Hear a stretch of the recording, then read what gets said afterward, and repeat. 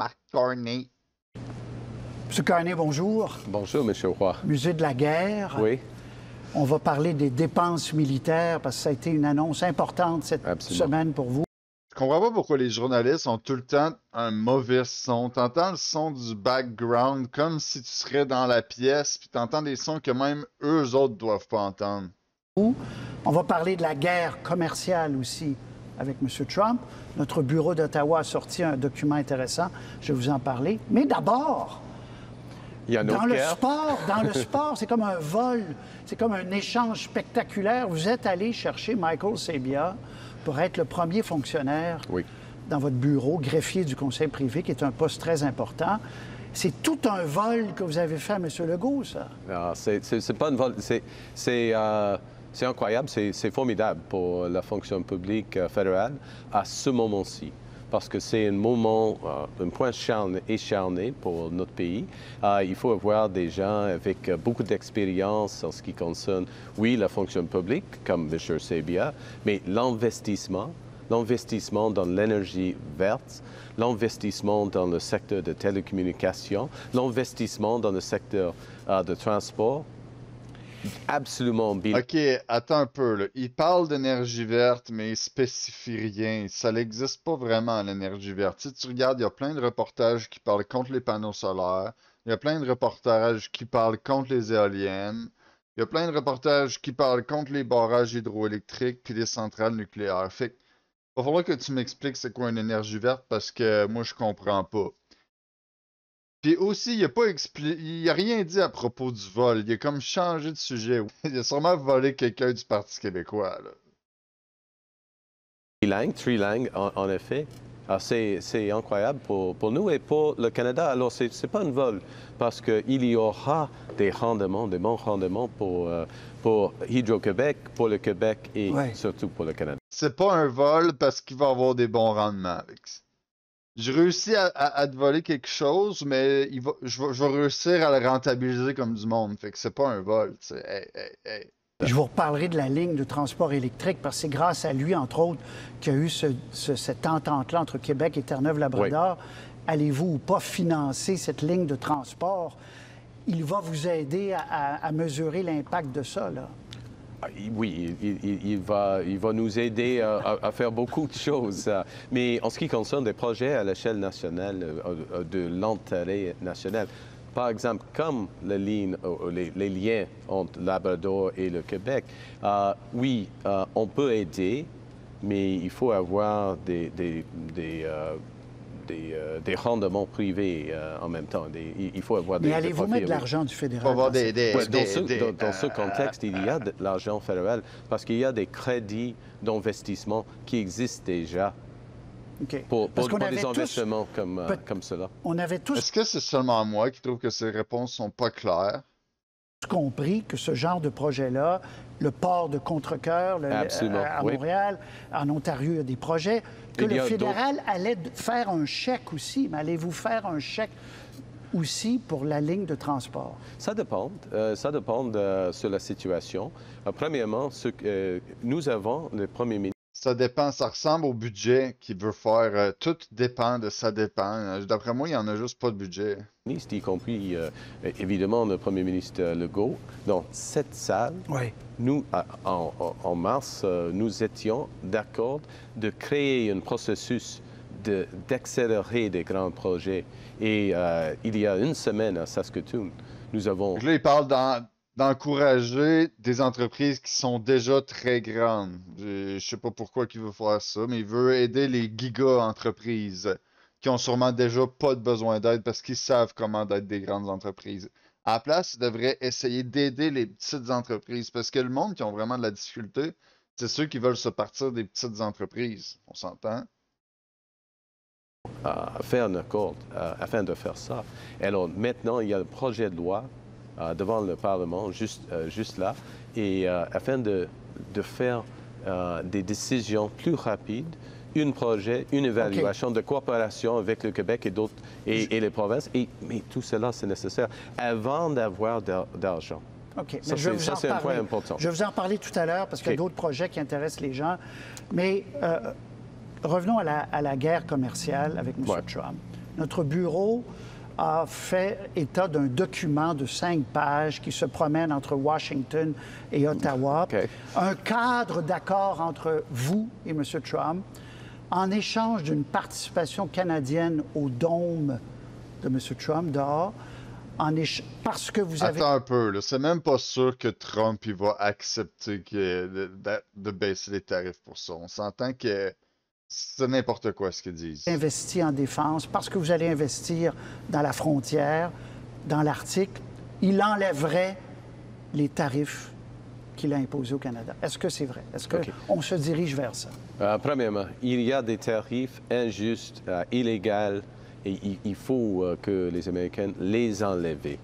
Ouais, sont rendus à 50% là, les tarifs. Là. Puis Carney, il n'est pas capable de rien faire contre ça. Puis il s'est fait élire en faisant peur à tout le monde, disant qu'il allait être capable de changer ça. Puis il n'a pas réussi. Puis on le sait que eux autres, le monde en qui ils sont prédateurs verts, c'est surtout les personnes âgées, vu qu'ils votent beaucoup. Ils vont aller dans les maisons de personnes âgées, leur dire Trump il est dangereux, Trump il est dangereux, il faut élire quelqu'un contre lui. Puis là, Carney il arrive, grand sauveur qui n'est pas capable de rien faire au bout de la ligne. Pour un accord durable entre l'Amérique et du Canada, premier point. Deuxièmement, nous cherchons un accord commercial et de sécurité. Nous sommes en train de discussions, de négociations en temps réel, des négociations intensives avec les Américains. Ça, c'est vrai. Tous les faits sont là. Mais il n'y a pas encore un accord pour une signature. Mais on se rapproche. Non, il n'y a pas d'accord. Ça n'existe juste pas un accord. On s'entend. Puis il n'est pas capable d'avoir un deal. Ça va venir, le deal, mais ça va être tout le monde qui est autour de lui qui va avoir travaillé pour que ça se passe. Carney, au bout de la ligne, il va avoir réussi à rien faire pour ça. J'espère que ça va se régler avant la fin de son mandat. Parce que pour le moment, les Canadiens font juste souffrir. Puis là, ben, en plus, il parle de plein d'autres projets qui sont bizarres. Là. Proche d'un accord. Il y a un document de synthèse. On espère que oui, parce qu'il y a des grands enjeux où nous pouvons coopérer avec les Américains.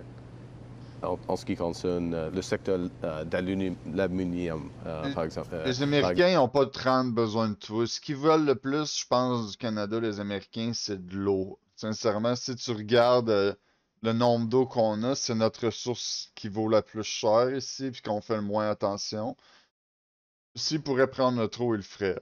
Par exemple, aérospatial et dans le secteur de la défense. Quelques aspects de le secteur de la défense. Mais en même temps, nous allons coopérer avec les Européens. Oui, avec oui. des grands... Oui, mais parce que c'est important. Vous avez été élu beaucoup. C'est bien les important, gens veulent avoir les détails, bien sûr. Évidemment, tant que c'est pas signé, on comprend. Oui. Mais c'est vrai qu'il y a un résumé et c'est quand même avancé. Pourriez-vous le signer au G7 avec M. Trump? On a fait du progrès, mais c'est pas fini. C'est pas fini encore. Oui, le G7 en Alberta sera important pour beaucoup de raisons, y compris la réunion bilatérale entre moi et M. Trump, M. le Président. Donc, il y a une bilatérale. Là, si tu lis entre les lignes, là, oui, il va y avoir une conversation avec Trump au G7, mais lui-même, il n'a pas l'air de croire qu'il va réussir à changer les tarifs à ce moment-là. Officiel entre vous et M. Trump. Oui. C'est réglé, ça. Oui. Oui. Non, mais vous êtes l'hôte du sommet. Alors, il y aura un moment, vous et lui, officiel. Est-ce qu'il pourrait avoir un accord, là? Est-ce que c'est encore une possibilité dans votre esprit? On va prendre le temps nécessaire. On va prendre le temps nécessaire. Pas plus. Est-ce que le G7, c'est un bon endroit pour faire ces échanges-là? Je pense pas que le G7 soit créé pour des petits échanges commerciaux comme ça. Mais pas moins. Il faut avoir un accord qui donne l'intérêt du Canada pour le Canadien et le Canadien. Mais si un accord comme ça n'est pas là en Alberta, on ne signe pas. Est-ce que... On peut attendre. On peut attendre comme Canada. Nous devenons plus forts.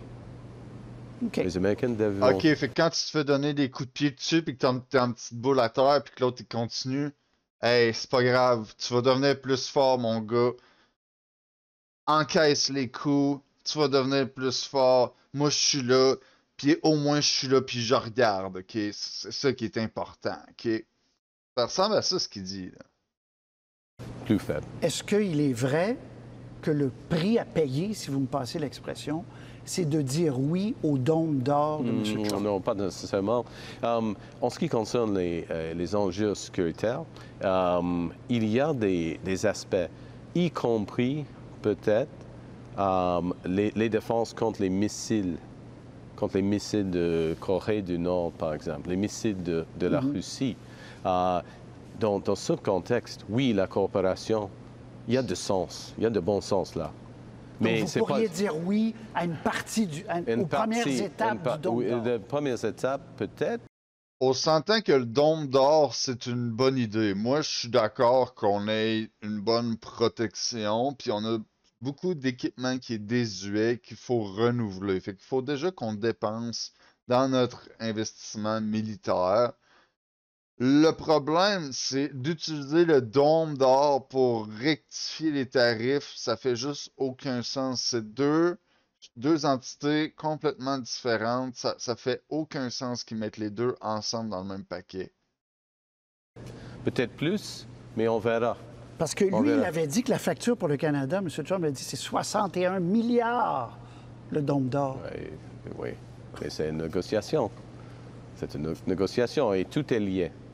Il y a des liens entre tous les aspects, les aspects commerciaux et les aspects sécuritaires. Tout accord, si vous le signez ou pas dans quelques jours, tout accord, dans votre esprit, il est clair qu'il doit retirer tous les tarifs en contrepartie. Ça, c'est la position du gouvernement du Canada, oui. Oui. C'est pas comme ça que ça se passe. Tu peux pas retirer tous les tarifs. Au pire, rends-toi avec des tarifs équivalents. Ça va être plus facile d'arriver avec des tarifs équivalents. OK, il y a 50% pour l'acier quand elle vient, puis il y a 50% pour l'acier quand elle sort. Tu fais pas genre 0-0, c'est impossible. Si tu regardes dans tous les pays, les histoires de tarifs, c'est pas comme ça que ça marche. Puis nous-mêmes au Canada, on met des tarifs depuis longtemps aux États-Unis, puis ils nous en mettaient pas. Trump, il a juste été assez intelligent pour le voir puis changer les choses. Parce que nous avons un accord avec les Américains. Oui, ça existe déjà. Et il faut le respecter. Il faut rétablir le libre-échange entre le Canada et les États-Unis. Mais ce sera difficile parce qu'aucun pays maintenant a le libre-échange avec les États-Unis. Et les autres pays, la Chine, le Royaume-Uni, peut-être le Mexique, peut-être les Européens, quand ils font de progrès, c'est la réduction de taux de tarifs, mais pas l'élimination des tarifs. Le Mexique a peut-être une entente sur l'acier. Hier, Bloomberg disait ça, on verra. Donc, mais alors ma question, s'il n'enlève pas, si vous n'entendez pas d'ici quelques jours, combien de temps vous êtes prêt à attendre avant d'envoyer une riposte tarifaire aux 50 %? Combien de temps? Parce que là, vous attendez, là. Pas beaucoup. Pas beaucoup de temps. C'est quoi, pas beaucoup? On verra. Et c'est chacune des fois qu'ils vont demander des chiffres spécifiques à Carney, il va te répondre avec la question la plus vague possible. Pas beaucoup. Est-ce que tu peux me faire un budget? Je vais vous arriver avec ça un jour. Tu sais, mais voyons. On verra. Si on continue de faire de progrès, on attend. OK. Sinon, nous préparons des représailles justifiées, dans notre cas, contre les tarifs injustifiés, contre l'aluminium et l'acier, et d'autres mesures de soutenir les industries importantes pour le... Un peu, le tarif injustifié pendant que nous autres, on leur mettait jusqu'à 200% de tarifs sur quelque chose, des tarifs punitifs qu'ils appellent. Mais voyons. Canada. Comment ça se passe avec lui, la négociation? Comment ça se passe? Comment vous qualifiez votre rapport? Je crois que c'est un bon rapport, mais Je crois que c'est un bon repas. C'est quoi ça, un bon repas? il négocie dans l'intérêt des Américains et moi dans l'intérêt pour le Canadien. Oui, Et il a une vision du monde commercial qui est tellement différente que notre vision. Et la vision des Européennes, des grands pays en Asie, par exemple. Alors, il faut trouver une solution. Est-ce qu'en privé, il continue de vous parler du 51e État? Il dit, Mark, ce serait tellement facile si vous étiez 51e État, ça ne coûterait rien, le dôme d'or. Qu'il continue à vous dire ça? Non. Non? Non. Ça s'est calmé. Wow. OK. I mean, il n'y a pas des lignes directes maintenant. c'est pas fini, là. Hey, plus qu'on y pense, plus que ça fait du sens. Je suis pas pour le 51e État parce que je suis conscient que le Canada, c'est quand même un pays qui est fort. Mais avoir élu Carney, c'est presque la goutte qui a fait déborder le vase, qui fait qu'on devrait presque devenir un 51e État. Écoute, si on aurait Trump, là, pour nous autres, il serait en train de faire le ménage puis de tout nettoyer les immigrants illégaux de notre pays, ça serait bien. Puis en plus de ça, on aurait les Marines pour nous aider. C'est des escouades spéciales militaires qui nous aideraient à sortir tous les immigrants illégaux de notre pays. Hey, ça serait bon. Là, ils disent qu'il y a une crise du logement puis qu'il n'y a pas assez de place pour habiter tous les gens. Enlève tous les immigrants illégaux, tu vas en avoir des logements de plus. À Washington, la situation est toujours fluide ou volatile. Alors, ça peut changer, mais... Mais vous êtes directement avec lui impliqué dans la négo, là. Oui. C'est une négo, pas avec des tables. Oui, parce que les gens pensent peut-être que c'est des tables avec beaucoup de fonctions. C'est pas ça, là. Non, c'est différent. un très parce petit groupe. C'est un petit groupe, mais il y a d'autres. Il y a Dominique Leblanc, par exemple, puis l'ambassadrice Hillman à Washington, M. Champagne et d'autres aspects. Mais, Regarde leur lèvres, ils ont besoin de boire de l'eau toutes les deux, là. Amenez-leur une bouteille d'eau, quelqu'un, là. d'autres personnes. Mais ça, c'est une négociation en ce qui concerne les tarifs injustifiés américains et les relations sécuritaires. Et il y aura une autre négociation sur l'ALENA, global avec tout de le la tralala. CIEM, oui, OK, très bien. Qui va commencer au printemps, probablement. Monsieur le Premier ministre, il y a un de vos députés qui est furieux, enfin qui n'est pas content que vous invitiez le Premier ministre indien au G7. Le Premier ministre indien, je rappelle pour les gens, l'Inde, la GRC est convaincue que l'Inde, au plus haut niveau, le gouvernement indien, a fait tuer un citoyen canadien en territoire canadien, en Colombie-Britannique. Pourquoi vous l'invitez? Premièrement, il y a trois aspects ici. Premièrement, nous sommes, le Canada, nous sommes le président du G7. Nous avons une responsabilité d'avoir une table qui peut discuter les grands enjeux, y compris la sécurité énergétique, les minéraux. C'est vrai qu'on s'entend qu'une vie, c'est pas tant que ça. C'est grave, là, pareil, parce que, écoute, je veux pas vous dire que les Indiens sont clean, là. Si tu regardes, il y a des conflits internes en Inde entre les chrétiens et les hindous. Et c'est ça, il y a des chrétiens qui se font enlever la vie et plein de choses comme ça. Alors, oui, l'Inde est un pays très louche, mais ils sont tellement puissants qu'il fait bien de les inviter là-dessus. Qu'est-ce que tu veux que je te dise? C'est vrai. Critique le développement de l'intelligence artificielle. Et c'est bien difficile d'avoir toutes les discussions sans l'Inde. Okay, premier point. Deuxième point, on a fait de progrès avec l'Inde dans un sens bilatéral. Ils sont maintenant d'accord d'avoir un processus légal, un procès entre les forces d'enforcement de la loi. Mais troisièmement, le processus il y a un processus en Colombie-Britannique en ce qui concerne le meurtre d'un citoyen canadien qui déroule et ça va continuer. Parce que nous sommes, et il le sait, l'Inde le sait. Mais vous allez lui en parler, vous allez le voir, vous allez lui en parler de ça au Premier ministre indien? parler de ça au G7, ça donne rien. C'est juste une personne, c'est pas des histoires de pays, là. Pourquoi parler de ça au G7? Les journalistes, ils savent pas quoi dire, pas en tout. De ce malaise à dissiper là? Oui, j'ai déjà fait, oui.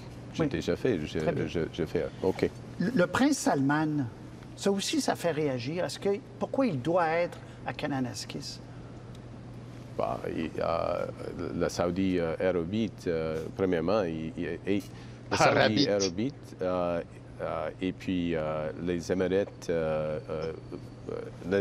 arabes unis, ils sont les plus grands investisseurs, par exemple, maintenant, une des plus grandes investisseurs au secteur intelligence artificielle. Oui. Une des plus grandes investisseurs dans le secteur de l'énergie nette. C'est bizarre, mais c'est vrai. Alors, d'avoir une conversation sur les chaînes d'approvisionnement et tout cela, et c'est pour, soyons clairs, c'est pour une partie de la réunion. Il y a la réunion du G7 Ouais. le premier jour, et le deuxième jour, il y a quelques réunions avec les autres gens, y compris, par exemple, le président du Brésil, président Lula, Oui. y compris le président du Mexique, y compris le président de Corée du Sud, y compris le premier ministre d'Australie. OK? Les pays avec nous avons D'accord, il va y avoir presque du les monde mêmes à- valeurs. Il y a de... Comme on dit au Oui. Québec, il va y avoir du monde à la messe. Là. Il va y avoir du monde. C'est ça. Il va y avoir Attends un peu, là. Carnet qui dit ah, nous avons les mêmes valeurs avec tous les pays, là. Je pense pas qu'il comprend les valeurs canadiennes, là.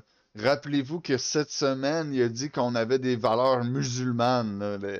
Carnet, s'il y a bien quelque chose qu'il comprend pas, c'est les valeurs canadiennes. Parce que là, l'Arabie Saoudite, c'est bien qu'ils viennent au G7. C'est un pays qui est quand même puissant, puis qui a quand même une bonne technologie, c'est bon, mais de dire qu'on a les mêmes valeurs, là, ça, c'est épouvantable. Bon. M. Carney, M. Zelensky va être là. Est-ce qu'on peut faire du progrès à Kananaskis dans le dossier ukrainien? Est-ce que Écoute, on devrait arrêter d'envoyer de l'argent en Ukraine. Ok? Lui, là, il va envoyer 500 millions par année environ en Ukraine. Tu sais, je veux dire, est-ce qu'on peut utiliser le 500 millions pour réinvestir dans notre pays à la place, s'il vous plaît? Tu sais, je sais pas, mets-le à la bourse, puis donne l'argent que tu gagnes avec au pays. Hey, 500 millions, tu vas pouvoir faire vivre des gens avec l'intérêt carrément. les autres peuvent faire de la pression sur M. Trump? Qu'est-ce qui peut arriver de positif pour l'Ukraine au sommet? Oui, on a une coalition de la volonté. Et M. Macron et puis M. Starmer, ils sont en effet le chef, les co-présidents de cette coalition. Le Canada est une membre de cette coalition. L'Australie est une membre de coalition. OK? Le secrétaire général de l'OTAN va être là, sur la table, pour cette discussion. Alors, il y a des partenaires, des grands partenaires de l'Ukraine là, et le président des États-Unis. Dans un moment, dans le processus où on cherche la paix, où on veut mettre plus force contre la Russie, et on va essayer de trouver de progrès. Pas une solution, la Russie ne sera pas là, mais de progrès et d'être clair que il n'y aura pas ou il n'y aura jamais une solution sauf Ukraine. On va respecter l'intégrité territoriale de l'Ukraine et on va être là d'ici jusqu'au temps nécessaire. Oui. Attends un peu, Donc- là. L'Ukraine, c'est à l'autre bout du monde. Je comprends même pas pourquoi qu'on leur envoie des affaires. C'est épouvantable. Laissez-le s'arranger ensemble dans l'Europe. Écoute, il y a tellement de pays qui les entourent, là. Laissez-le faire leurs affaires. Pourquoi est-ce qu'on défend un petit pays comme ça? Moi, j'en reviens pas. Oui, la Russie, c'est comme des envahisseurs, mais en même temps, si un pays est pas capable de se défendre parce que leur gouvernement n'a pas une bonne structure, ils se font juste envahir. C'est comme ça que ça fonctionne dans la vie. C'est comme ça que ça a fonctionné depuis la nuit des temps. D'avoir un organisme mondial qui protège un pays qui... Écoute, l'Ukraine, elle attaque, tu sais, t'as vu l'attaque des 7 millions contre les bombardiers. La Russie, à ce moment-là, elle a le droit de répliquer, là, tu sais, je veux dire, Pourquoi est-ce que la Russie ne répliquerait pas? Puis là, ben nous, on est là, puis on envoie notre argent là-bas sans arrêt. L'Ukraine, là, ils perdent beaucoup de personnes, là, presque 1 million de personnes par année qui s'en vont de l'Ukraine parce que ils se sentent pas bien ou sinon ils meurent à la guerre. Fait que l'Ukraine, là, ils ont quoi, 40-60 000 habitants en ce moment, puis ça descend non-stop. Il paraît que en, en 2050, la population va être baissée de moitié en Ukraine s'ils continuent comme ça. Il n'y a aucune chance qu'ils s'en sortent. Si au moins on produirait des nouveaux armes, puis qu'on utiliserait l'Ukraine comme une zone de test pour les armes, ça pourrait être logique, mais c'est pas comme ça qu'ils en parlent. Ils essayent de mettre ça sur des valeurs, comme si eux autres ils seraient plus meilleurs que les autres. Au moins, admets-le que c'est un enjeu politique. Tu veux pas que la Russie gagne l'Ukraine parce que tu veux pas que la Russie devienne plus puissante. Dans ce moment-là, donne le pays de l'Ukraine à un pays qui est proche puis qui est capable de défendre son pays. Et voilà. Et ok, la Russie a réussi à envahir ce territoire-là, laisse-leur, puis tu donnes le reste de l'Ukraine à d'autres personnes qui vont réussir à former une défense impénétrable pour les Russes. Puis ça, c'est faisable. On le sait que c'est faisable. Quand vous allez rencontrer et serrer la main de M. Trump avant qu'il reparte, est-ce que vous allez vous dire, dans le fond, parce que vous avez dit pendant la campagne, ce n'est plus un partenaire fiable. Les Américains ne sont plus un partenaire fiable. Je vous cite, là. Notre avenir ne doit pas être imbriqué au leur. De dire que les Américains, c'est pas un partenaire fiable juste à cause qu'il a mis des tarifs par-ci par-là, puis que Carnet n'est pas capable de régler, ça, c'est un problème. Le problème, c'est notre gouvernement qui est pas capable de faire des contre-offres qui satisfait Trump. On n'a pas personne qui est capable de faire un débat puis d'arriver à une entente. C'est grave, là. Il faut qu'on change de premier ministre le plus tôt possible puis qu'on change d'administration. Ouais. Si vous avez un accord cadre, est-ce qu'il redevient un allié fiable? Ça dépend. Oui, non, honnêtement, ça dépend. Il faut avoir, on peut avoir un accord plus étroit, pas global. À ce moment-ci, pas global avec les Américains. Et c'est une des raisons pour lesquelles M. Starmer sera ici, à Ottawa, dans quelques jours. C'est une raison pour laquelle il y aura un sommet canado-européen. Ça, c'est vraiment important parce que nous sommes en train de notre négociation, d'avoir un accord de défense, de la sécurité avec les Européens et un partenaire fiable du Canada. Et je suis plus sûr qu'on va signer cet accord. Bon, ça c'est Oui, mais ok. Mais les Européens sont de l'autre côté de la mer, là. On s'entend que si on peut avoir notre voisin comme allié, c'est bien mieux. Ça fait aucun sens. Ah, on va aller se mettre amis avec du monde qui sont de l'autre bord de l'océan, tu sais. On va pouvoir se défendre ensemble. Hey, le jet là, qui part de leur pays puis qui se rend à nous, il ne doit plus avoir grande essence. Est-ce qu'ils ont assez d'essence, un jet, pour traverser l'océan? Peut-être juste une fois. En tout cas, ça, c'est un autre débat.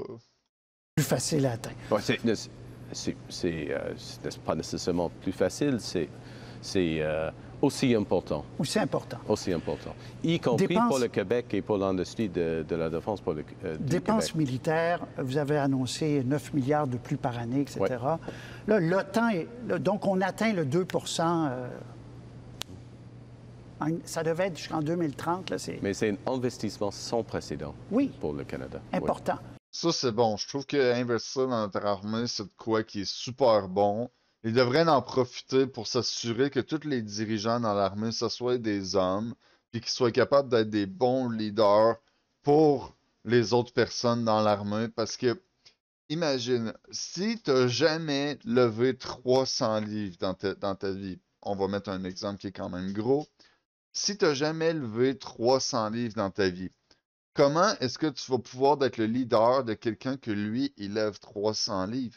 Si tu lui dis de 300 livres puis que tu lui montres pas à avoir la posture qu'il faut pour lever le 300 livres, ben il va se blesser. Puis ça revient au même avoir une femme leader qui fait faire des travails physiques à des hommes elle va leur mettre des charges qu'ils ne seront pas capables de soulever, puis il va y avoir beaucoup plus de blessés. Oui. Là, l'OTAN arrive à 3,5. Est-ce que c'est votre prochaine cible? Est-ce que c'est réaliste pour le Canada? 3,5, c'est des milliards et des milliards de plus. Premièrement, ce sera une négociation. OK. Il y a une négociation à l'échelle. Ouais, attends un peu, 3,5, mais il y en a beaucoup qui s'en vont à l'Ukraine aussi. Minimum 500 millions, là. De l'OTAN, tous les pays de l'OTAN qui est en train. Premier point. Deuxième point, c'est une négociation sur les capacités. On commence, mon gouvernement, moi-même, on commence toujours avec les résultats. Quel est l'objectif? Quel est nécessaire pour protéger les Canadiens et les Canadiens? Et après, comment on peut le faire avec le minimum des dépenses? Le minimum des dépenses, écoute, quand tu t'en vas dans l'armée puis dans les recherches, que ça te prend des nouveaux missiles, ça te prend des nouveaux jets, ça te prend des nouveaux drones, le minimum des dépenses, c'est pas bon, c'est pas assez. Puis aussi, aller acheter les vieux équipements de guerre des autres pays, d'après moi, c'est pas une technique qui est bonne. Puis je vais vous dire pourquoi. Ce qui arrive, c'est que tu te ramasses avec des équipements désuets, ça c'est très facile à comprendre, mais chaque pays, ils ont des projets secrets. Leur vraie meilleure arme, ils les gardent secrets, puis ils les utilisent quand ils en ont vraiment besoin. Puis si on ne crée pas de projets comme ça, des investissements pour des armes militaires de pointe de notre pays, on va être très facile pour tous les autres pays de juste nous contrecarrer parce que il va y avoir rien de secret dans ces armes-là. Tout le monde va les connaître, vont savoir qu'ils existent, puis on va très bien savoir comment les contrer. Tous les pays vont nous contrer très facilement. Puis dans un combat, tout est dans comment tu vas contrer ton adversaire. Fait on commence déjà en perdant. Tu sais, s'il y a une guerre, on commence en bas de l'échelle alimentaire. Pas le contraire. On commence Pas fixer le poids. fixer OK. un montant, oui. OK. Est-ce que... Puis j'ai ajouté, Oui, parce que allez-y. c'est très important pour notre économie. On peut le faire on peut augmenter, on peut croître nos industries comme l'intelligence artificielle, notre industrie de l'acier aluminium, notre industrie de... Écoute, il n'y a pas personne qui a besoin d'aide pour faire accroître l'intelligence artificielle. C'est déjà en train de se passer dans tous les pays, puis on le reçoit. Les compagnies privées peuvent le faire. On n'a pas de besoin du gouvernement pour faire ça. Puis même pour le trading, là, il y a déjà plein de compagnies qui font ça. Lui, il va copier-coller des choses qui existent déjà, puis après ça, il va faire accroire que c'est lui qui te l'a donné, là.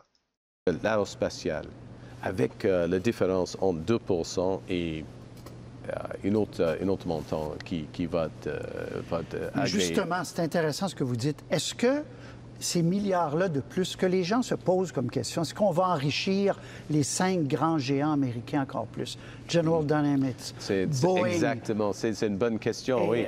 Ils sont l'Ukraine. Lockheed Martin. Est-ce qu'on va enrichir les méga gros joueurs américains encore une fois, ou on va se créer un vrai secteur ici, aider Bombardier, aider d'autres? On va créer un vrai secteur ici, absolument. C'est une des plus grands objectifs de mon gouvernement, de faire ça, dans le secteur aérospatial, dans le secteur de transportation, dans le secteur de minéraux critiques, dans plusieurs secteurs, y compris le secteur artificiel, d'intelligence artificielle, le secteur de cyber, de quantum computing, OK. tout cela. Absolument, c'est fondamental de notre stratégie. Avions de surveillance Bombardier, par exemple. Ouais. Pourquoi pas les faire ici, les transformer ici au Canada? Oui, on va changer notre manière d'approvisionnement. Nous allons créer un nouvel département du gouvernement du Canada afin de dépenser plus d'argent ici au Canada. La part canadienne des dépenses, c'est quoi? Ça, c'est bon. Ça pourrait être des investissements dans des nouveaux équipements expérimentaux. D'après moi, c'est ça que ça nous prend pour gagner une guerre. On peut plus se battre avec les vieux moyens. Oui, ils sont bien beaux, ces tanks-là, mais ils sont désuets. Ça sert plus à rien, un tank comme ça de nos jours. Un drone qui vaut 2000 $, ça va détruire un tank comme ça, tu sais. Maintenant, C'est votre objectif il n'y a pas... OK, à ce moment-ci, c'est 75% aux États-Unis. aux États-Unis. OK? Et peut-être 10 ou 15% à d'autres pays. Alors, c'est petit montant maintenant ici au Canada. Il faut Changer ça. changer tout ça. OK, mais vous ne donnez pas de chiffres, d'objectifs. Pour le moment, pas encore, parce Bon. qu'on vient de commencer, mais il faut OK. être ciblé sur cela. Le temps file, je vais Oui, il y a accélérer beaucoup de- quelques rafales. Monsieur Carney, est-ce que vous allez être à l'aise avec un déficit de 100 milliards? Parce que là, on voit les dépenses, il n'y a pas de budget. Jusqu'où on va creuser le déficit? On va creuser le déficit opérationnel. Parce que nous mettons en face sur les dépenses opérationnelles, c'est les dépenses jour à jour du gouvernement. Il y a Mais des combien? 100, 120? Là, il est à Non, 60. on commence maintenant. La plupart des déficits, c'est des Il est en train de dire qu'il va creuser le déficit, là. Il va le creuser, là. transferts aux individus, des transferts aux provinces, des dépenses opérationnelles. Il faut réduire des dépenses, le troisième, des dépenses opérationnelles, afin de créer d'espace pour les investissements. Les investissements, par exemple, dans le projet de Labrador et Québec, l'investissement dans le secteur des défenses canadiens. On va faire ça. Puis les chiffres, on les voit quand? Parce que depuis... les chiffres, je vous ai oui, dit la il y aura- première fois, il vous y êtes aura- magicien un peu. Vous dépensez, puis là, on dit, wouhou, la facture arrive quand, là? Non, premièrement, le chiffre existe maintenant avec Oui. dans Très bien. le Parlement, le supplémentaire. Il y aura un budget en OK. octobre. Les gens... En octobre. Ça, c'est à la fin de l'été. Ça, c'est loin, ça, en octobre. Trump, il montrait, il a fait Doge, puis son budget, là, n'importe qui peut aller et regarder le budget des États-Unis, voir chacune des scènes, comment il est dépensé. Puis c'est ça qui nous manque ici au Canada. Sincèrement, on commence à être en arrière, puis on va se faire dépasser de beaucoup. C'est comme si quelqu'un ferait le sprint final dans un marathon, mais que toi, tu décides de pas faire le sprint final. Je sais pas pourquoi. On a beaucoup parlé, je vais finir avec ça, M. Carney, du pipeline, là, pipeline. Yeah. Pipeline. Est-ce que c'est pas vraiment, entre l'Alberta et la Colombie-Britannique, le projet le plus réaliste et que vous ne pensez pas nécessaire de faire un pipeline ouest-est qui passe par le Québec, que Northern Gateway, c'est le projet qui pourrait ressusciter de façon réaliste, le seul? Il n'y a pas de sponsor, si je peux utiliser le mot anglais. Il n'y a pas de sponsor pour ce Energy East, Energy West jusqu'au Québec. Mais il y a des possibilités, oui, à Northern Gateway jusqu'à Colombie-Britannique.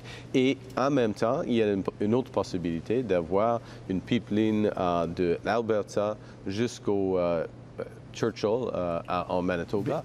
Et il y a un accord entre les premiers ministres d'Alberta, OK. Colombie-Britannique, Saskatchewan, Manitoba et tous les territoires de travailler Ensemble. sur Parce que vous avez dit, si un premier ministre dit non, si une province dit non, Ouais. vous forcerez rien, n'est-ce pas? Oui, parce qu'il y a nous sommes au début d'un processus des projets d'intérêt national. Il y en a plusieurs. C'est une bonne puis une mauvaise chose. On peut très bien voir à LA, en ce moment, Los Angeles, il y a des manifestations, puis le maire de la ville lui-même, celui qui s'occupe de cet état-là, il voulait pas mettre plus de policiers dans la ville pour faire le ménage. Mais Trump il a dit, j'y vais pareil, puis je fais le ménage. Ça nous prend quelqu'un qui a des couilles comme ça, puis qui a pas peur. Lui, Carney, il vit dans la peur. On a commencé avec Mais il a pas peur des bonnes choses, en tout cas. Ça, c'est sûr qu'il a pas peur des bonnes choses. 90. Maintenant, il Le y a troisième lien, est-ce que ça fait partie de ça au Québec? Le fédéral. Le pont. Non, le fédéral soutient déjà le troisième lien. Non, le troisième lien. À Québec, le troisième lien... Oh, le tramway. Non, le non, le tramway, Oui, pas- le tramway. Pardon. Oh! Ouais, non. Troisième lien, Non, est-ce que vous allez... il y a pas de- ça, c'est un exemple. Il n'y a pas de projet, pas de très pro... bien. Non, il n'y a Ça pas de n'existe projet pas. là.